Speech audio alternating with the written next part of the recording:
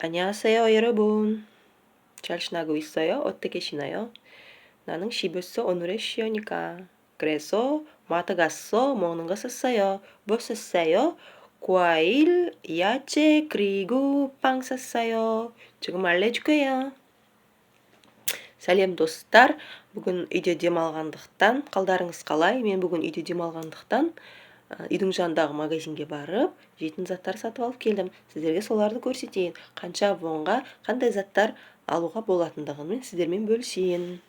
Нан бар жерде ән болады. Бірінші нан сатып келдім. Нан, паң.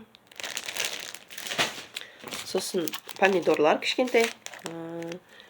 Томато 3170 вон.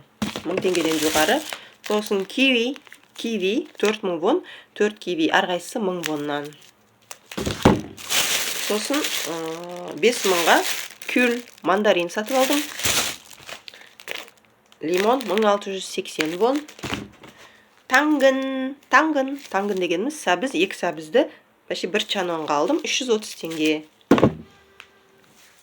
Ямпа, пияз 3000 вондай.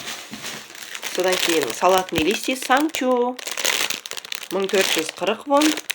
Ал мынау яң саңчу.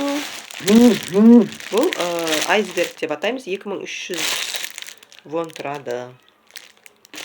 Тек қана осы заттарды барлығы 25680 вон болды. Теңгемен санағанда